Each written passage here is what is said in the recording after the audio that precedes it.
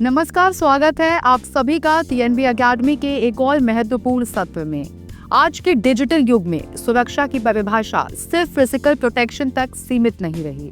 अब सुरक्षा का एक नया आयाम सामने आया है, डिजिटल सिक्योरिटी। ISO 28000 जो मुख्यतः सप्लाई चेन सुरक्षा मानक है, अब इसे भविष्य की मांगों के अनुसार डिजिटल डोमेन के साथ जोड़ा जा रहा है। इस सत्र में हम विस्तार से जानेंगे कि कैसे ISO 28000 डिजिटल थ्रेट्स को समझने, रोकने और मैनेज करने में सक्षम बन रहा है।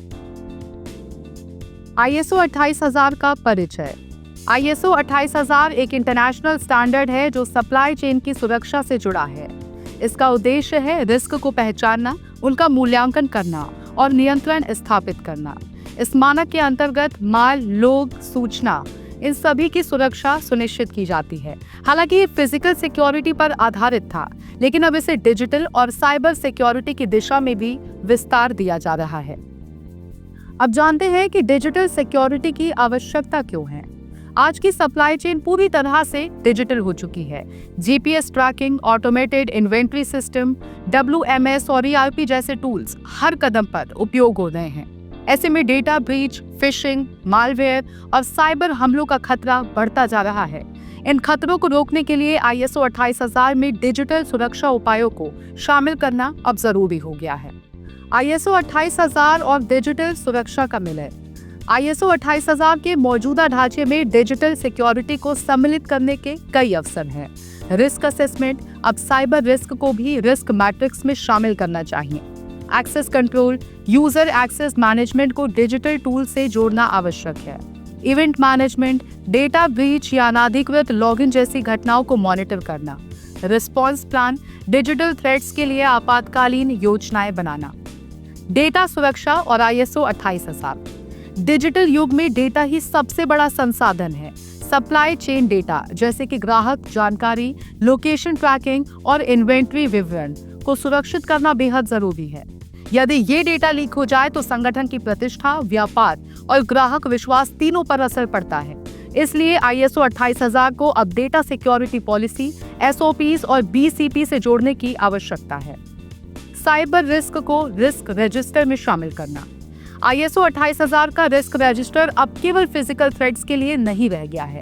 इसमें अब डिजिटल खतरों को भी शामिल करना होगा, जैसे कि ransomware, data breach, system hacking, third party vendor threats, GPS spoofing. इन सभी के लिए कंट्रोल मेजर्स, जवाबदेह अधिकारी और समय सीमा निर्धारित करनी होगी। ISO 27001 और ISO 28000 का एकीकरण।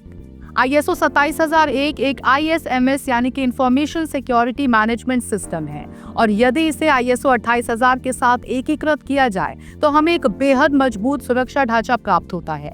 दोनों मिलकर फिजिकल और डिजिटल सुरक्षा को संतुलित करते हैं। इससे नीति निर्धारण, प्रशिक्षण, ऑडिट और जोखिम प्रबंधन में समानता आती है। भविष्य की डिजिटल चुनौतियां। आने वाले वर्षों में हमें कुछ गंभीर डिजिटल खतरों का सामना करना पड़ सकता है। AI आधारित cyber attack, cloud security breach, API risk, fake digital पहचान।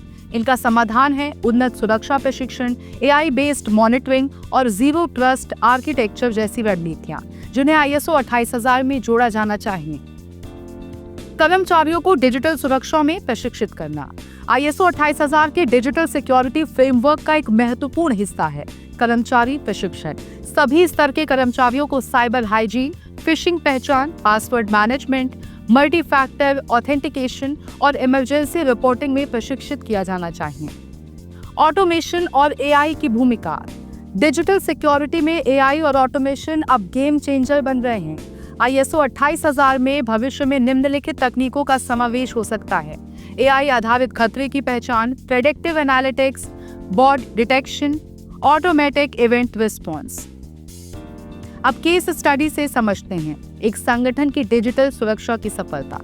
एक ग्लोबल लॉजिस्टिक कंपनी ने ISO 28000 और डिजिटल सिक्योरिटी को मिलाकर काम किया।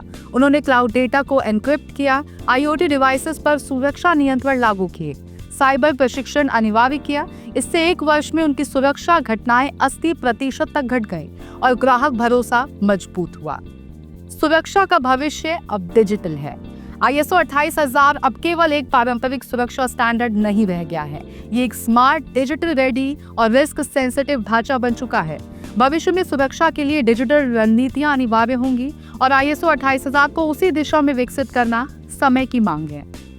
अब बड़ा सवाल ये है कि अब क्या कर सकते हैं। अपने संगठन में ISO 28000 लागू करते समय डिजिटल सुरक्षा को प्राथमिकता दें। ISMS को एकीकृत करें, IoT डिवाइसों की सुरक्षा को लेकर सतर्क रहें और अपने कर्मचारियों को नियमित रूप से प्रशिक्षित करें। वीडियो पसंद आया हो तो लाइक करें, सब्सक्राइब करें और कमेंट करके बताएं कि आप अगले विषय में क्या जानना चाहते हैं। जुड़े रहिए TNV एकेडमी के साथ, जहां हम आपकी सुरक्षा जागरूकता को नया आयाम देते हैं। धन्यवाद।